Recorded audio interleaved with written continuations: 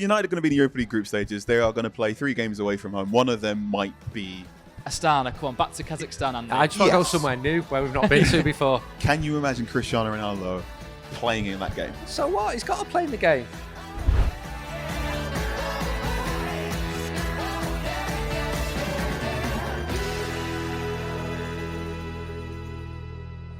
This is Talk of the Devils. Wow, the podcast dedicated to Manchester United from The Athletic. We are in the Bishop Blaze pub, which is just a goal kick away from Old Trafford down the road. And as you can see, we're joined by a full house on the podcast. I've just touched Laurie Whitwell's leg. You just did a Jamie Carragher on Thierry Henry on me there. Didn't mean to, I've just done it again. But Laurie Whitwell and his leg are here. Andy Mitten's here and Carl Anker's here as well.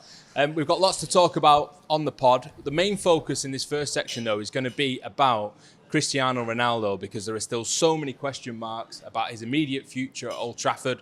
But wider than that, really, after being left out of the Liverpool game as well, there's quite a lot to reflect upon exactly how he fits into the future of the club, if indeed he does remain as a Manchester United player. Laurie, I'll start with you. That wasn't a great 90 minutes for Ronaldo, in a sense, against Liverpool, was it? No, not a great 90 minutes for him. A really great 90 minutes for Erik ten Hag, because the big calls he made, notably with Ronaldo, paid off. I, at one point, thought, I don't think Ronaldo's even going to come on here. And then I wonder if the fact that Liverpool got it back to 2-1 actually sort of provoked him to make those changes and get Ronaldo some minutes. But it was only 4 minutes at the end. Anthony Martial, who's been out injured, came on before him. Clearly, that's somebody that Ten Hag feels he can work with long term. We saw it on the tour, the way that he linked up with Rashford, Sancho, Fernandes. And he spoke about the fact that the reason why he played the false 9 was because against Brighton on the opening day was because Martial was injured. But yeah, in terms of Ronaldo, that'll give him a lot to ponder. We saw him on the bench, didn't we? Some of the facial expressions were kind of stern, I would say, perhaps. I also thought it was quite notable, speaking of Jamie Carragher, that he came over to Sky Sports before the game. Gary Neville obviously got a hug. Jamie Carragher didn't. Roy Keane got a warm affection. I think Roy Keane and Ronaldo do have a decent relationship. He certainly was playing on his debut against Bolton all those years ago, and Keane, I think, defended him, didn't he, when he got taken out for a penalty, and so anyway, it's a long-standing friendship. But I thought that from Ronaldo's point of view, he was making sure that he was in front of the camera. I am here, I am present. These are guys that I've won trophies with at Man United before. And I don't like Jamie Carragher very much. And I don't like Jamie Carragher very much. He didn't have his picture taken, or the interview, next to an old picture of himself, did he, on Sky Sports? Ronaldo? Yeah. There wasn't like an older picture of him. Oh, right. I see where we're going. No? Right, okay. That went above my head for a second there. No, yeah, okay, fine. We're still there. You've forgotten about it already. It was only last night. A lot's happened since then. I've written True. a piece, I've done another podcast, and I've driven, through Trafford and tried to find Bless a nice you, parking driving space. all this way. It's tough to find all some 15 parking minutes spaces of it. there. There's a car park next door. Roger Byrne is what you're referring to, right? Absolutely. Everyone will have seen it by now, I'm sure. The internet sorts of that. Yeah. A compliment if ever I could have one. And as I said, on Twitter, if I could play anywhere near the level that Roger Byrne played, as you know, 6-a-side partner that I am, as Carl knows, Old Trafford, running around up front aimlessly. I was doing what Ten Hag wanted, You were. In You that were running match the channels. against the media team. But yeah, didn't have any touch at all, did I? We'll move on, I think. Carl, you've written about some of the tactical changes that Erik ten Hag made in that Liverpool game that brought that victory. The Ronaldo call feels as big as any that he made, really. And it was a success, wasn't it? So how does it revert back to him being part of that first choice Manchester United 11 again? It's a difficult one. I don't think Erik ten Hag will want to play that style of football every single week in the Premier League. United were brilliant against Liverpool. They played some of the best football I've seen in a good chunk of time, and it really felt like the better half of the 1920 season, the Project Restart section. So sort of middle block, get the ball to Fernandes, that early run in the transition, run wide and really exploit weakness in behind. You won't do that next week against Southampton. You probably aren't going to only get 30% possession. And that's where Ronaldo probably becomes a more conceivable option up front. The thing about Ronaldo, and the thing that Ten Hag seems to stress a lot in these press conferences, at least after the fact or when he's asked about Ronaldo, is he believes Ronaldo is physically able to play Ten Hag style of football. And I think everyone knows that Ronaldo is fit enough, strong enough, and quick enough to play Ten Hag style of football. It's whether or not he wants to buy in and play. Is he emotionally pliable to play Ten Hag football? Because it will require him to do a lot of off-the-ball running and to play a style of football that Ronaldo hasn't really played in a long time. And this is the thing you get to all successful people, right? Is you reach a point where someone comes up to you and says, hey, if you want to keep being successful, you need to stop doing what you're doing and do something else. And it feels as if Ronaldo is reluctant to try doing something else. But he will have to if he wants to continue playing for Manchester United under Erik ten Hag. If he wants any encouragement, though, Andy, he just needs to watch that match, doesn't he? He sat on the bench for the majority of the game and saw a team who were doing what the manager wanted, and it worked against one of the best teams in the country as well. So to get a buy-in, he couldn't needed any more encouragement than watching that game, really. I think Cristiano will at some point have to come to terms with his own diminishing talent, and he's been a success right up to now for Manchester United in his first spell since signing last year. As we've said many times on the podcast, his goals last season were the highlight of last season, and key goals as well. But at some point, he's not going to be able to play every week in a league as tough as the Premier League. And Ole Gunnar Solskjaer dropped him. Michael Carrick dropped him. Ralph Rangnick wanted to drop him. Erik ten Hag has dropped him. So ten Hag is showing that he's the most important person at the club, which a manager should be. He's sending out a very clear message, one which has been vindicated by the performance, by the result. If Cristiano stays at Old Trafford, I still think he's got lots to offer. He might not be playing 60 games a season. He might not be realising his dream of playing Champions League football. But a Cristiano who accepts that it's not just about him could still be massively beneficial to Manchester United. If he's putting positive energy into the dressing room rather than negative energy, then he could still really help Manchester United. I'm still not 100% that he will stay, but I think there's been a lack of suitors for him so far who can offer him what he wants. Either way, it's a situation which needs to be resolved, where Cristiano needs to know where he stands as well, where his family need to know where he stands. And then if he's doing his best, trying to help Erik, the opposite of that is not trying to help Erik, then Manchester United can improve. United have got good players. The Liverpool result was really encouraging, and viewed through a positive prism, that could be a launch for Manchester United to have a decent season. But we're talking through the lens of Manchester United winning the game. You know, if United wouldn't have beaten Liverpool, we'd be so despondent. Yeah, the mood in this pub would be completely different this morning as well. There's been some happy faces about for a change, which The has floor been here great is to see. very sticky. That was just Andy having his breakfast, wasn't it? Yeah. Those Cumberland sausages. Carl makes a great point, though. The floor is very sticky. There's been a few pints thrown in this place and probably a few last night while the match was going on, certainly. Laurie, you mentioned it on the podcast that we did after the match, which is up on the podcast feed, of course, if you want to listen back to that. I did actually press record this time, which I think everyone's relieved about. Happy with that, Andy? I'm happy with that. Absolutely. There wasn't a waste of time standing there till midnight by a empty programme store. I noticed only last night after we recorded, there's like a danger sign behind, and I thought that was like an omen again. Don't stand in this spot, it won't record. It was sort of pointing at me as well, wasn't it? Yeah. Yeah. You are a danger. I still feel guilty about it, and it's like 6 It was the months best on. podcast ever, though, wasn't it? Well, and yeah. since it's never going to be aired, It'll it gets get even better better. in more time. It's like the Donny van der Beek effect. The Yeah. more you don't hear it, the better it was. Anyway, you were talking about on the podcast that was recorded, this correlation, I think was the word that you used, potentially between Ronaldo not being in the team and improved performances from Marcus Rashford and Jadon Sancho. And of course, last season, Ronaldo was great, the numbers were great. Everyone else, it seemed, around him struggled. Is there a correlation in your mind? Do you think that there is something definitive that other players have struggled playing with Ronaldo? Yeah, I've obviously thrown it out there, based on some thought and also, information that you get from people and their own opinions. I think you can look at what other players have done alongside Ronaldo in previous teams. Juventus, Paulo Dybala, for example. I think his numbers sort of went down. Karim Benzema, even, when he was playing for Real Madrid, his numbers since Ronaldo's gone have gone up. And maybe you'll say, well, that's obviously to be expected. More is put on him now because Ronaldo's left. He have to score more goals. But it did feel telling that you had this kind of explosion of energy straight away, with Ronaldo on the bench. Now also, Ten Hag had the players in on their day off on Sunday, specifically to run that distance between them and Brentford. And that was a reaction, though. He could lose some players with that kind of authoritative sort of draconian maybe methodology, but it's early into his tenure, so he's got the kind of license to do that, and you saw the reaction to it. But it does help when you've got someone like Ronaldo who, as far as our information is resistant to that kind of way of playing. You know, he's kind of questioning it. Why should I need to do this? When clearly his numbers in terms of goal scoring have been, brilliant. You couldn't ask for more in terms of the goals that he scored, and he was player of the season last year. From the fans' point of view.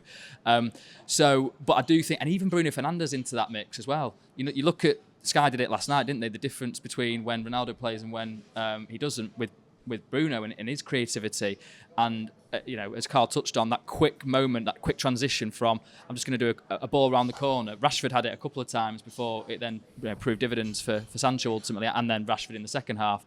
So we saw it on tour in Bangkok and Melbourne and Perth. Ten Hag felt like he was getting something together. The Martial injury disrupted that. Now he's back. You feel that that's his front four really. And as we say, if Ronaldo can get on board with, which is a very big if. This is the big if. That's the big if. Manchester United, in that early part of 1920, there was a big gaping attacking hole, and eventually Bruno Fernandes comes in, replaces Andreas Pereira, and that becomes the system. All the stars revolve around the sun, which is Fernandes, and that works. And there were times where United weren't playing so good, but you could see Fred and McTominay go, "I'll give it Bruno."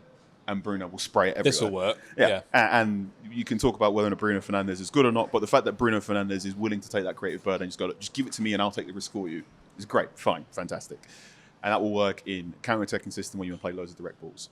When Ronaldo comes in, the system eventually becomes give it Ronaldo.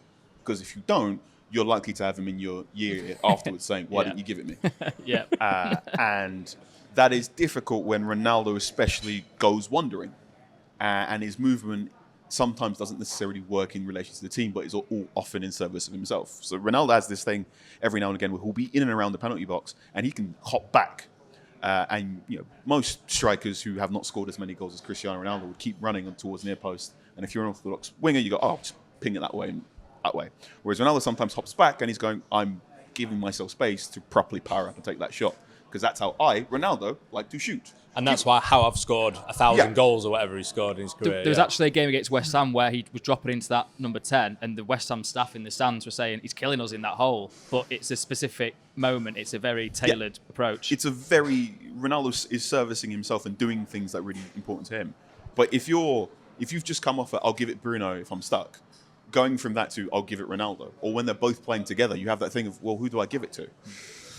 Ten Hag's got to coach that properly and say, well, in these situations you pass here, and these situations you pass there. But essentially, you need a more. If you play Ronaldo, you've got to maintain that system where you give it to Bruno Fernandes first, and you've also got to tell Ronaldo to essentially stop wandering and to play like you're a worse striker, which I imagine might be slightly insulting if you're Cristiano Ronaldo. There's the story about David Moyes handing video clips of Phil Jagielka to Rio Ferdinand not taking that so well. And Ralph Rangnick kept bringing up strikers who were not as good as Cristiano Ronaldo in press conferences.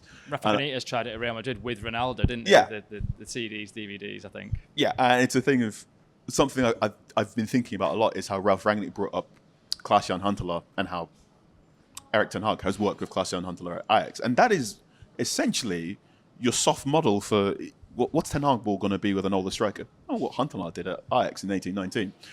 How do you tell Cristiano Ronaldo to play like Huntelaar? Yeah, to be the guy he replaced pretty much at Real Madrid. It's a hard sell, Andy, isn't it? It is a hard sell.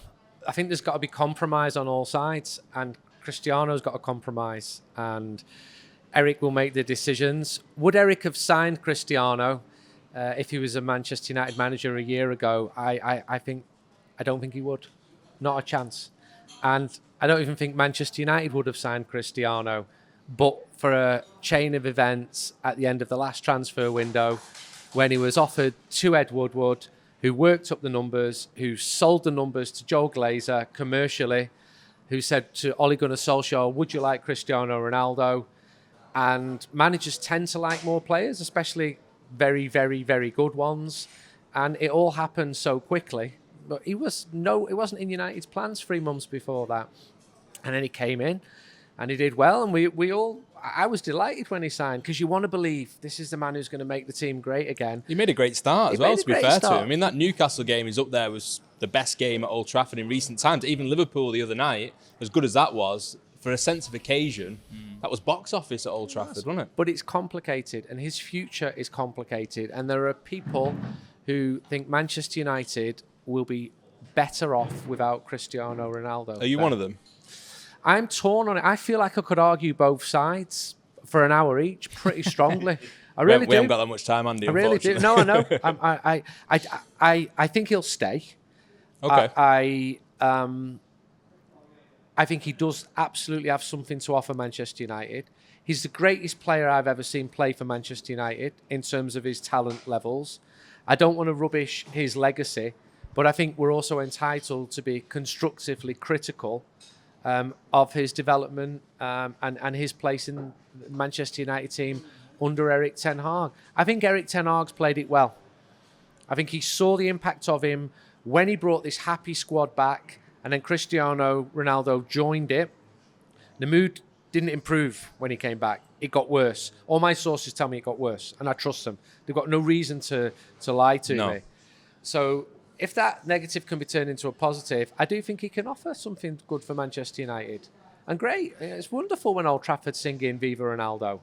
But there's got to be some compromise on his side as well. What's all this 2-week thing that he was talking about, Laurie? What's the truth that we're going to learn? It's less than 2 weeks now. It's probably a week off. He's going to get it after that. If he just repeated, that outrageous slur that your sources have said there. So it's 101 stories now, and still 5 of them. I wonder if accurate. that notepad is still going. I'd laugh if he went for him. Right, this fella from the 1950s, right? Slaughtered him.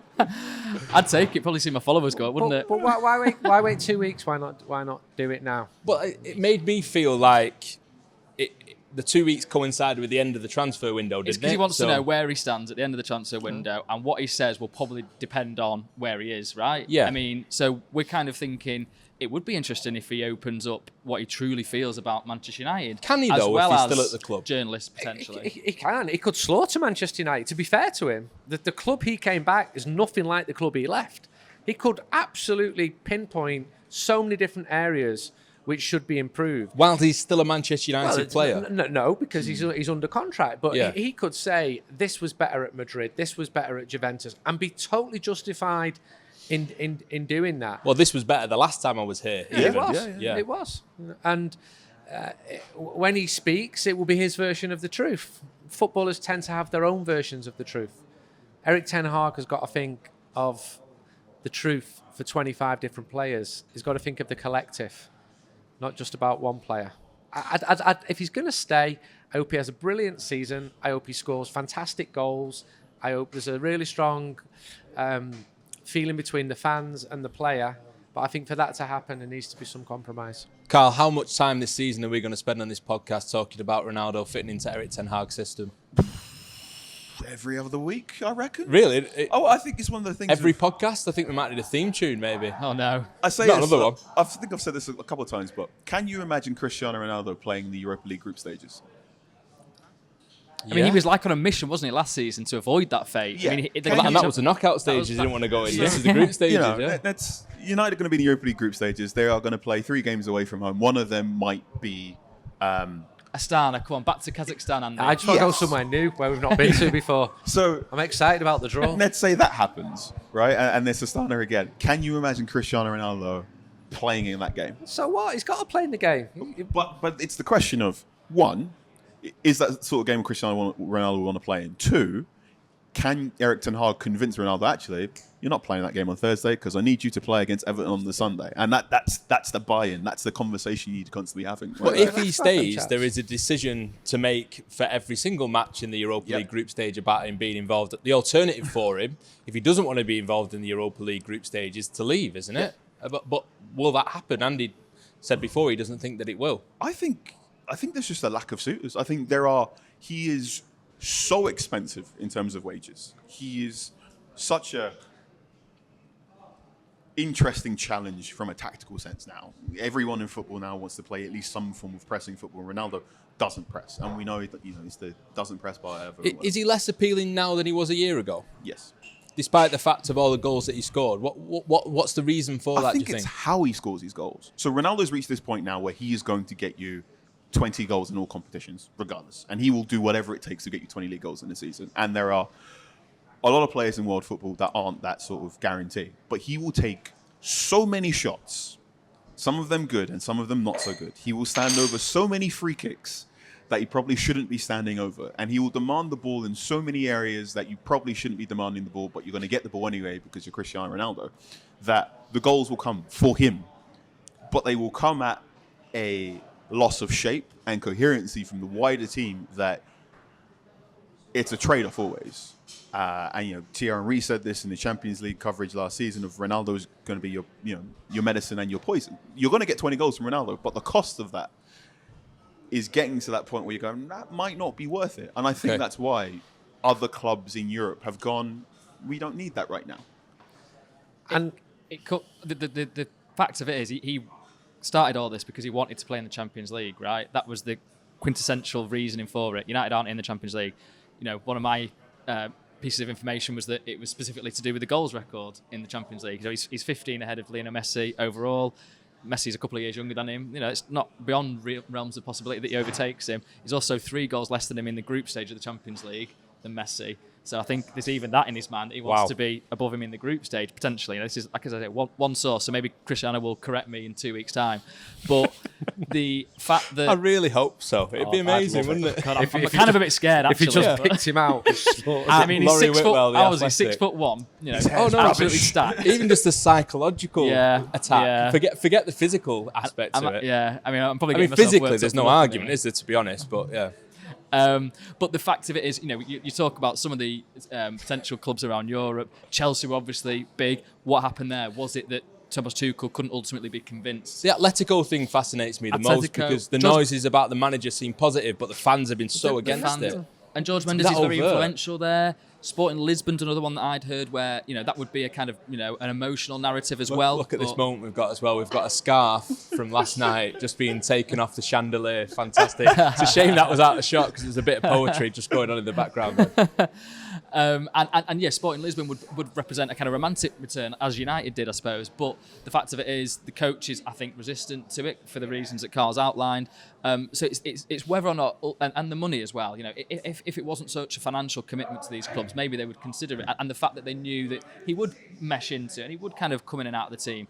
But so it's up to him. If he really wants to be in the Champions League, then he might have to again make a compromise. If he actually, I can maybe see myself still at United. He again has to compromise, but in a different way. He's never played in the Europa League, has he? No, I don't think so. Not even at United. I think I checked that list. He wasn't going when he was... I'm showing Bergamo. I researched it because I was like, United could be in the Europa League. When was the last time? And I was like, not even at United days. No, it wasn't even a competition when he was at Sporting. But great players have played in humble football grounds. It happens, and it's going to happen more as he gets older. And it's not great for Manchester United playing in the Europa League, although we might get a great draw. And you never know. You might think, you know what, I've never played there. I'm going to go, take my family, have a few days there, score 6 goals. We don't know what's going through his head. One of the potential outcomes. And he was the best player in the Champions League group stage last year. Those late winners were the highlights of last season. But against Atletico, he did nothing when it really mattered. And Atletico fans don't want him. Good. Why should he's Real Madrid's arguably greatest ever player. He's Real Madrid royalty, in fairness, isn't he? Good way of putting it. So I can understand why. And football fans' views should be listened to. It's not just what Jorge Mendes wants. The views of Atletico Madrid fans should be respected. So the wider conversation, Carl, to have now as well, I think, is that no matter what happens with Ronaldo's immediate future, longer term, he's got a year left on his contract. We'll see what happens at the end of this season if he stays, of course, with everything that's connected with that. But it gives Manchester United, obviously, a potential in the transfer market to go out and buy a centre-forward. It's something that they might even be working on in the immediacy now, which we'll talk about later on in the pod. But it's been a short-term position, it's felt like, for United, and a lot of the targets that they've signed over the course of even the past sort of best part of a decade, really. I mean, there's only Anthony Martial in any sort of position like that who seems to have been signed as a centre-forward with a view to his future. I'm thinking Ronaldo, Cavani, Ibrahimovic, Falcao. Romelu Lukaku's probably the one. Lukaku and good Martial point. are the only strikers under the age of 28 who have joined United to play up front. You've done your research more than me. I forgot Lukaku, and you've just reeled off exactly how old they were. Thank you. I think a lot of problems have happened at United is that there's been a lot of short-term fixes. So there's been a lot of, we'll get the old veteran guy in, he'll give us a season or two, and in season or two, we'd have got Champions League qualification, we'll figure it out. And has it been their record to that point that's meant United have gone for them, or have they been seduced by the name, Andy? Both. Right. And Ronaldo's still a huge name. He's massive. Look at his numbers on social media. Like 7 times more than Manchester United's. He's massive. My kids, they don't ask me about Manchester United. They ask me about Cristiano. And different demographics look at football in different ways. So when United went for Cavani or Ibrahimovic, clearly they are names. That means that they can ask for top dollar. There's only certain clubs who can pay those really high wages. When Ibrahimovic and Cavani walked into the dressing room, they both had a really positive impact because players look up to them because they are names. They both delivered. Cavani, towards the end of his first season, was good. Nothing in his second season. Ibrahimovic delivered as well. I wouldn't be surprised if we get another striker. There's not many strikers about. There's not many top-level strikers in their prime available to buy now. They're not cheap. We've not said this cheap. before, they're not cheap. Never been cheap. Neither are wingers from Ajax either. Yes, and that's another one I'm scratching my head on. In that, if United are willing to bid that much money for 100 mil for a winger from Ajax, they should probably save that and go to Italy and wave the 100 million that way, or maybe to the Bundesliga. And I think that's another confusing thing. United keep buying short-term fixes where eventually you just need to go and get the proper person. And the thing I always buy cheap headphones because I'm breaking them all the time. But eventually I need to buy some decent headphones and look after myself when I'm transcribing and doing podcasting. They will say that at the moment they can't go and get the proper version because Erling Haaland's the proper version, right? Man City absolutely outflanked them, appealed to, maybe he was always going to go there with his dad's connections, but still City did the professional job and got it, and they've got the success that they can show to him. Darwin Núñez is one that I would look at and think United could have got him. They were in the conversation for him before Liverpool were interested and the price expanded. Well, I suppose the jury's still a little bit out on whether he's going to be a bona fide success. But he needs to stop headbutting people for a start. That was a crucial thing last night, wasn't it? Not having Darwin Núñez, would that have affected Lisandro Martinez and Rafael Varane playing so well? It's a totally different kind of striker. Yeah. So, fortune plays a part in these situations as well. Quinton, he's having a good. Lovely man. Still at Reading? No, he's not. I'm sorry. No, because I only learned this yesterday. Oh, right. Yeah, someone said, "What's Quinton doing back at United?" I went, "Is he?" There we go. Exclusive. Exclusive. I don't think he's got a role. I think he's such a nice person and causes so little trouble that if he wants to come and work out, then he brings good vibes. There we go. That took an unexpected twist, didn't it? Carry on, Laurie, sorry. I need to double check my sources on that one, but I think it's on record now. it's a pretty innocent one, isn't it? Yeah. I forgot what I was saying, to be honest. I probably was nothing that major. I think it was to do with the fact that can United go out and get that top, guaranteed hit right now? They've obviously got to go really, I would say, a bit younger. I mean, Malacios, I suppose, is an example of that. And clearly they're being influenced massively by Erik ten Hag this summer.